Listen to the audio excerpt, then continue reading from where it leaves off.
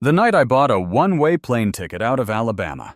I was sitting in a Waffle House parking lot in my truck with a half-eaten waffle on the passenger seat and 43 unread text messages from my wife's family lighting up my phone. None of them were asking if I was okay. Every single one was some version of the same sentence. You need to come back and apologize. My sister-in-law Candace sent 5 messages in a row, each one slightly more threatening than the last. My brother-in-law Derek just sent a voice memo I didn't open. And Raina, my wife of 9 years, the woman who told me on our wedding day that it would always be us against the world, had sent exactly 2 words. Apologize. Now. Not are you safe, not I love you. But just those 2 words. Like a command. Like I was a dog who chewed up a couch cushion and needed to be corrected before anyone could move on with their evening. I set the phone face down on the seat, picked up the waffle, and thought about something my grandfather used to say when I was growing up in Opelika. He'd say, "Stuart, the moment you apologize for being yourself is the moment you start disappearing." I didn't fully understand what he meant when I was 9 years old. I understood it completely now. I opened the Delta app on my phone, typed in Birmingham to Denver, and booked the first available flight for 6 o'clock the next morning. One way. And that was the beginning of the end of the life I'd been quietly tolerating for 3 years, and the beginning of the one I actually deserved. Before I tell you the rest of this, I want to ask you to subscribe to this channel if you haven't already.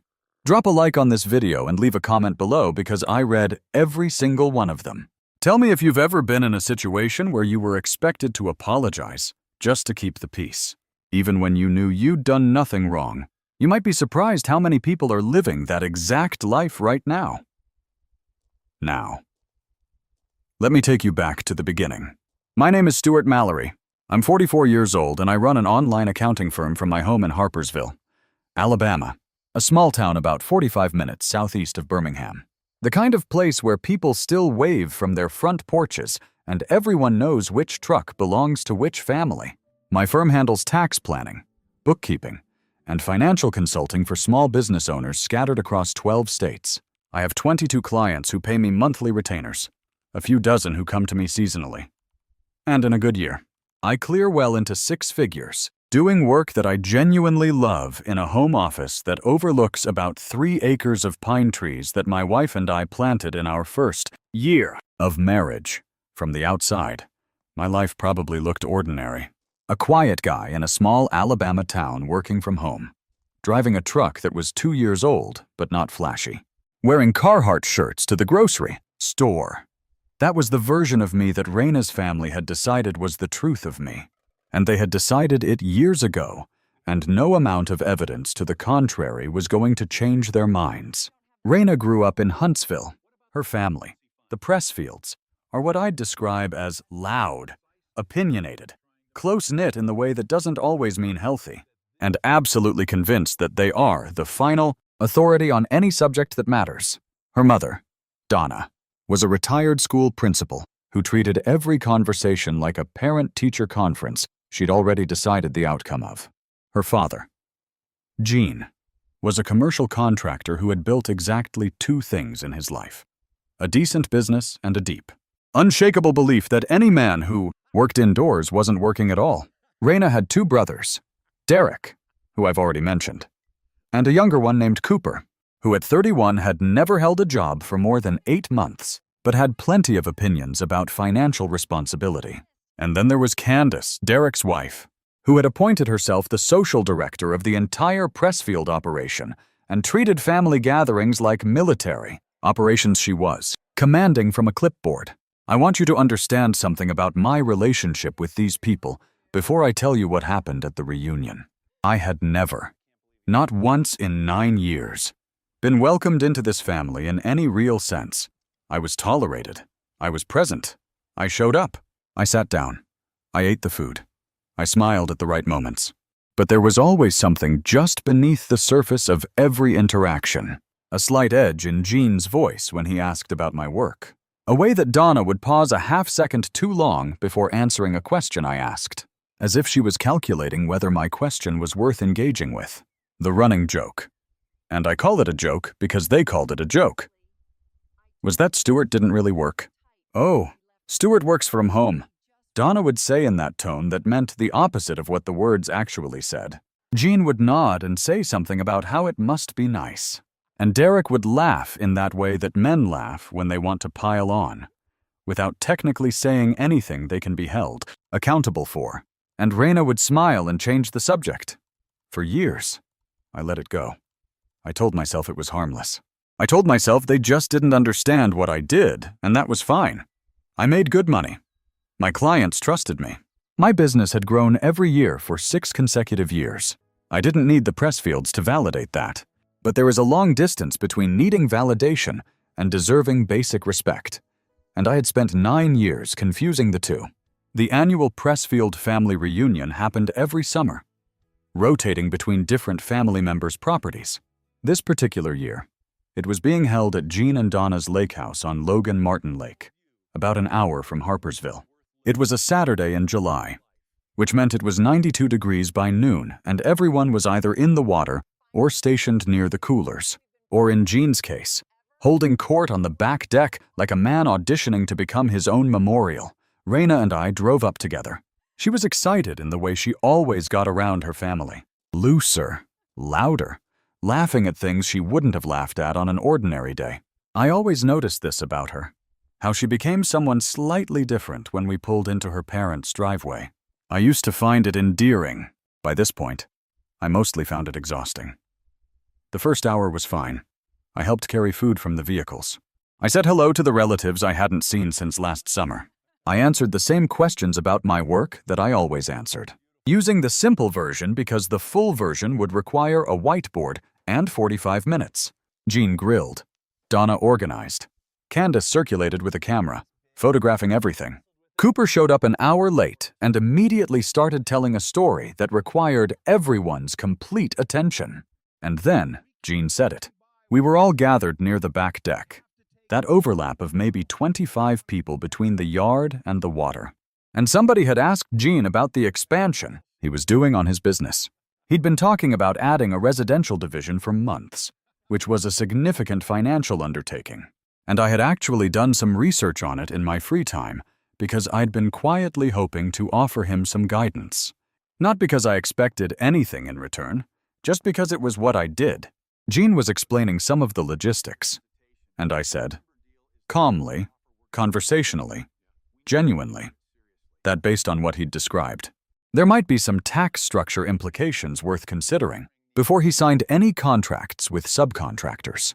That the way he'd set up the division might expose him to a liability he wasn't accounting for. Jean looked at me the way you look at a child who has just offered you advice about how to drive. Stuart, he said, and he said my name like it was a polite cough. I've been running a contracting business for 30 years. I think I understand how a business works. I nodded. I said, of course. I just meant from a tax perspective. And Jean said, I've got a CPA for that.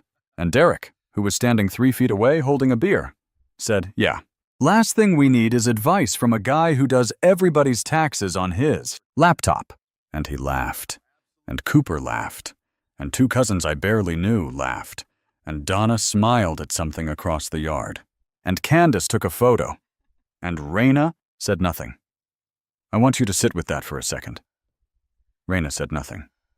I didn't explode. I didn't make a scene. I said, fair enough. And I picked up my drink and walked down to the edge of the water. And I stood there for about 10 minutes looking at Logan Martin Lake, thinking about how much I had swallowed over the years. How many small moments exactly like that one I had absorbed and dismissed and carried quietly home. And I thought I'd done the right thing by walking away. I thought I'd been the bigger person. But sometimes walking away from a small fire just lets it grow. It got worse about 2 hours later. Candace had organized a group activity, some kind of trivia game she'd printed out on matching sheets. Which, I'll give her credit, was actually thoughtful. Families split into teams. And the questions ranged from pop culture to general knowledge to a Pressfield-specific round about family history. People were laughing, getting competitive in the harmless way people do at these things. Then came the money round. One of the trivia questions was about investing. Something about what type of account offers the best long-term tax advantages for self-employed individuals. I knew the answer immediately. It's a SEPIRA or a Solo 401k depending on contribution limits. And I said so. Clearly. Correctly. Cooper said, "That doesn't sound right." And I said patiently that I was actually a financial professional. And I was fairly confident. And Cooper said, "And I'm telling you this exactly as it happened. Being self-employed doesn't make you a financial professional." Stuart, anybody can say they own a business. The deck went quiet for just a moment. One of those moments where everyone is looking at their shoes or their drinks or their phones because they know something just crossed a line. But nobody wants to be the one to say it. I looked at Raina. She was looking at the trivia sheet. I took a breath and I said, "Cooper, I have a CPA license and an enrolled agent designation, and I've been managing multi-state tax strategy for business clients for 11 years. I think I know what a SEPIRA is." And Cooper shrugged. "All right, man, don't get defensive." That word, defensive. It is one of the most effective words that people use to shut down someone who is simply standing up for themselves. The moment you're labeled defensive, anything you say in your own defense becomes evidence of the label. It's a trap. And Cooper knew exactly what he was doing. I stood up from the table. I didn't yell. I didn't throw anything. I didn't call anyone a name. I simply said calmly that I was going to take a walk. And I walked off the deck and down to the far end of the dock. And I sat down, and I looked at the water. And I thought very seriously about what kind of man I wanted to be for the rest of my life. Raina found me about 20 minutes later. I genuinely thought, she was coming to say she saw what happened, to tell me she should have spoken up, to squeeze my hand and remind me that she was on my side. Instead, she sat down beside me and said, "You embarrassed me out there." I looked at her. I said, "I embarrassed you," she said. "You made a big deal out of a trivia game." I said, "Raina, your brother told me in front of 25 people that I don't count as a professional. Your father dismissed everything I said this afternoon. Derek's been making comments all day, and you have not said one word," she said. "They're my family." "Stuart," I said. "And I'm your husband." She was quiet for a moment, and then she said the sentence that I will remember for the rest of my life. "You have two options. You can go back up there and apologize for making things awkward, or you can leave. But I am not going home over this." I stared at her. I looked at this woman I had been married to for 9 years. This woman I had built a life with, planted pine trees with, bought furniture with, built a business alongside, and I realized something that I had been refusing to see for a long time. Raina had made her choice. She had made it years ago, and it wasn't me, I said. "Okay." And I stood up and I walked to the parking area, got in my truck, and I drove to the Waffle House in Cropwell because I needed a place to sit that wasn't inside that situation. I sat in that parking lot for 2 hours. I ate the waffle. I watched the text messages come in. I thought about my grandfather. I thought about my clients who trusted me enough to hand me their financial lives. I thought about the version of me who would walk back up that dock, sit down, apologize for the sin of knowing what I was talking about, and spend the rest of the summer smiling like it never happened. I thought about what that man looked like in 10 years.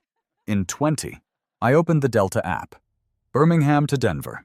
One way. 6 o'clock the next morning. Gate B, $7,312. I hit confirm before I could change my mind. Then I drove home.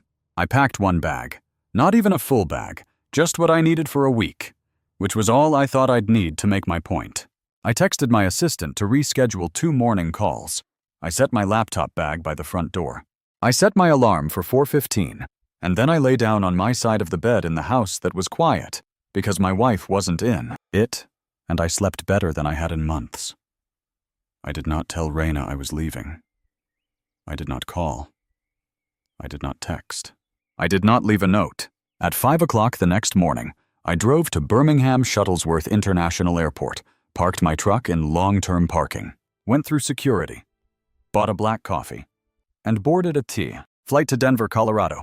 I had a college friend there, a man named Tyler Braxton, who I had known since we were both 19-year-old accounting students at Auburn University. Tyler had moved to Denver 12 years ago, built a life there, and had been inviting me to visit for longer than I could remember. I texted him from the gate. "Might be coming your way. Can I crash for a bit?" His response came in 40 seconds. "The guest room has been ready since 2019. Get here." I landed at Denver International at 9:15 in the morning Mountain Time. By 10 o'clock, Tyler was picking me up at arrivals in a blue truck that was older than my guilt. By noon, we were sitting on his back deck in Jefferson County with coffee and a view of the foothills that looked like something a person would put on a wall to remind themselves that the world is bigger than whatever problem they're carrying. Tyler didn't ask a lot of questions. He let me sit. He made lunch. He talked about his own life, his daughter's soccer tournament that weekend, the project his company had been working on, the elk he'd spotted at the tree line 2 mornings ago. He gave me space to be a human being without an agenda. It was the most normal I had felt in longer than I could specifically remember. Back in Alabama, the Pressfield family reunion continued without me for about 4 hours before anyone apparently thought to wonder where I was in any serious way. Raina called at 2 o'clock in the afternoon. I let it go to voicemail. She called again at 3:30. Voicemail. At 4:15, she texted, "Stuart, where are you? Come back and let's talk." At 5:40, "Okay, I'm getting worried. Please answer." At 6:53, after she'd presumably driven back to Harpersville and discovered my truck was not in the driveway. "Stuart, your truck is not here. Where are you? Please call me." I read all of these messages. I did not respond to any of them. At 7:20, she called Tyler. I don't know how she got his number. Probably found it in some old email chain. But Tyler knocked on the guest room door where I was reading and said, "Your wife called my cell." And I said, "What did you tell her?" And he said, "I told her you were here and you were safe and that you needed some space." I nodded. He said, "Do you want me to tell her anything else?" I thought about it. I said, "No, that's enough for now." The messages that came after that were different. They were no longer just from Raina. Donna texted me to tell me I was being childish. Jean sent a message that said, and I am not paraphrasing, "Real men don't run from their problems." Derek called twice, which was somehow the part that surprised me most because Derek had never shown any particular interest in my location before this moment. Cooper sent a long message about how I was overreacting and that nobody had meant anything by what was said, and that the family was just like that, as if just like that was a complete explanation and not a confession. And Candace sent me a voice message. I eventually listened to it. She said that what I'd done was incredibly selfish, that Raina was crying, that the whole family was worried, and that I needed to remember that marriage meant putting your ego aside sometimes for the people you loved. I listened to that voice message twice. Then I went out to Tyler's deck and watched the sun drop behind the mountains. And I thought about ego, about whose ego had actually been the problem. In that situation, I stayed in Denver for 11 days. During those 11 days, I worked my normal hours from Tyler's guest room because my clients don't stop needing things because my marriage is falling apart. I took calls. I filed returns. I answered questions. I did the work that Jean Pressfield had spent 9 years deciding wasn't real work. And I did it well. And 2 of my clients sent me the kind of emails that remind you why you do what you do. I also did something I had been putting off for a long time. I called a therapist. I want to tell you that clearly because I think there is still a version of this kind of story where the person drives away and figures everything out through sheer stubbornness, and that version of the story isn't honest. What I had carried out of that reunion wasn't just anger at Cooper or Jean or Derek or Candace. It was something older. It was the accumulated weight of years of swallowing things I shouldn't have swallowed, of telling myself that peace was more important than being seen clearly, of watching my wife choose her family's comfort over my dignity again and again, and calling it love because the alternative was too painful to name. The therapist's name was Dr. Alicia Fontaine. She was based in Denver, and Tyler had actually recommended her, which tells you something about Tyler. Our first session was 60 minutes. I talked. She listened. At the end, she said something that stayed with me.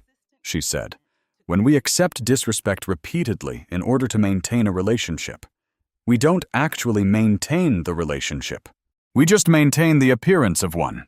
I went back to my room that night, and I sat with that for a long time. Raina flew to Denver on day 8. She didn't ask if she could come. She texted me the flight information the night before and said she needed to see me. I didn't tell her not to come. Tyler picked her up from the airport because I asked him to, and the three of us sat in his kitchen for the first 20 minutes making the kind of small talk that nobody wants to make. But everyone does, because sitting down directly in the truth is terrifying. Then Tyler said he had somewhere to be, which he didn't, and he left us alone. Raina looked tired in the particular way that people look tired when they haven't been sleeping well, and also haven't been willing to admit why. She'd lost some of the looseness she always had around her family. Here, in someone else's kitchen in Colorado, she was just herself. A woman sitting across from her husband who had packed a bag and bought a one-way ticket instead of apologizing. She said, "Why didn't you just apologize?" And I said, "Raina, what was I supposed to be apologizing for?" She was quiet. I said, "I knew the answer to a trivia question correctly. Your brother told me that didn't make me a professional. Your father dismissed me at the grill in front of 25 people. And when I asked you to be on my side, you told me I had 2 options, apologize or leave. So I left. And I'm asking you, what specifically should I have apologized for?" she said. "You could have just let it go," I said. "I've been letting it go for 9 years. Do you understand that 9 years of letting it go? And every time I let it go, it told everyone in that family. It told you that it was acceptable, and now it's so normal that you can't even see it anymore." She started to cry. "Not the theatrical kind, the real kind, the quiet kind, the kind that doesn't want to be seen," she said. "I didn't know it was that bad." And I said, "Raina, you were there for all of it." That sentence landed harder than I intended it, too. But it was true. And I was done softening true things. We talked for 4 hours that day. We talked the next morning over coffee. We talked on a walk around Tyler's neighborhood through streets that had nothing to do with our life, which somehow made it easier, to be honest. What came out of those conversations was not a miracle reconciliation. It was not a dramatic reversal, where Raina suddenly saw everything clearly and promised to change everything. Real life doesn't work like that, and any story that tells you it does is leaving something out. What came out was something smaller and more important, Raina said. "I think I've been choosing them instead of you for a long time without letting myself know that's what I was doing." I said, "I know." She said, "I don't know how to fix it." I said, "I don't either. But I know that apologizing to your family so they'd feel comfortable again was not a step toward fixing it. It was a step away, and I wasn't willing to take it," she said. "I know. That's why I'm here. Here is what happened afterward. Because I know you're wondering. I came home to Alabama 10 days after I left. Not because I'd received an apology from the Pressfields. I had not. Jean sent me a text that was as close to an acknowledgement as I think Jean Pressfield is capable of producing, which said, 'Hope you're doing all right. Things got heated. Shake and move on.' I did not respond to that text. Donna called Raina and apparently had a longer conversation that Raina summarized for me by saying, 'She thinks you overreacted, but she's willing to move forward.' I told Raina that moving forward was fine, but that I was no longer willing to attend events where I was going to be dismissed and condescended to, with no consequence. Raina was quiet for a moment. Then she said, "Okay." That okay was the first real thing I'd heard from her in a long time. "Derek and Cooper have not contacted me directly." Cooper sent a single text 3 weeks after the reunion that said, "No hard feelings, man," which I interpreted as his version of an apology and responded to with a simple thanks. We have not spoken since. Candace, remarkably, was the one who surprised me. She called me 6 weeks after the reunion, and when I answered, mostly out of shock, she said, "I've been thinking about what I said to you in that voice message." and I want to tell you that I was out of line. I don't fully understand what happened between you and the family, but I reacted without knowing the full picture, and that wasn't fair. I told her I appreciated that, and I meant it. Candace is not my favorite person in the world, but she had the character to make that call, and I will not forget it. Raina and I are still married. I want to be honest about what that means and what it doesn't mean. We are in couples counseling every other Thursday with a woman named Dr. Patricia Voss in Birmingham. It is hard. It is slow. There are sessions where we leave feeling further apart than when we walked in, and there are sessions where something opens up between us that I hadn't expected. What I know is that the man who drove to that Waffle House parking lot in Cropwell, Alabama, and booked a one-way ticket to Denver instead of walking back up that dock and bending the knee, that man is the one Raina is married to now, not the one who swallowed things, the real one. My grandfather was right. The moment you apologize for being yourself is the moment you start disappearing. I had been disappearing for 9 years. I stopped. I still work from my home office in Harpersville. I still look out at those pine trees. My firm added 3 new clients in the 6 months since the reunion. I've been contributing to a video series about small business tax strategy that has apparently been circulating in some accounting circles, which is the kind of thing that makes Gene Pressfield's comment about my laptop feel a little bit distant. I don't need Gene to understand what I do. I don't need Derek's respect or Cooper's acknowledgement or Donna's approval. What I needed, what I had been quietly starving for, was for my wife to see me clearly and choose me anyway. Not because her family said it was okay, not because I'd performed the required apology and smoothed everything over, but because I was worth choosing. We're not there yet, but we're closer than we've ever been. And it started the moment I stopped apologizing for existing and started letting people feel the weight of what they stood to lose. Some people only understand what they have when the truck is gone from the driveway, when the calls go to voicemail, when the one-way ticket is already purchased and the gate is already boarding. I gave the Pressfields 9 years of swallowing things quietly. What I gave myself on that flight to Denver was the first honest moment I'd had in a marriage I still wasn't sure I could save. That felt like a start, and sometimes a start is everything. This story hits deep because it's about the moment a man stops being a doormat and starts being a man. For 9 years, Stewart traded his self-respect for peace. He let his in-laws treat his career like a joke and his presence like an inconvenience. But peace that costs you your dignity isn't peace. It's a slow death.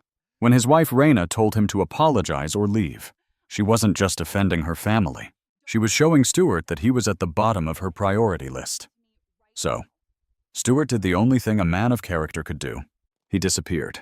He didn't just book a flight to Denver, he booked a flight back to his own life. He proved that if you aren't willing to stand up for yourself, no one else will. My favorite line in this whole story, the moment you apologize for being yourself is the moment you start disappearing. Stewart stopped disappearing that night. He left as a victim and came back as a partner who demands respect. And honestly, that's the only way a marriage survives.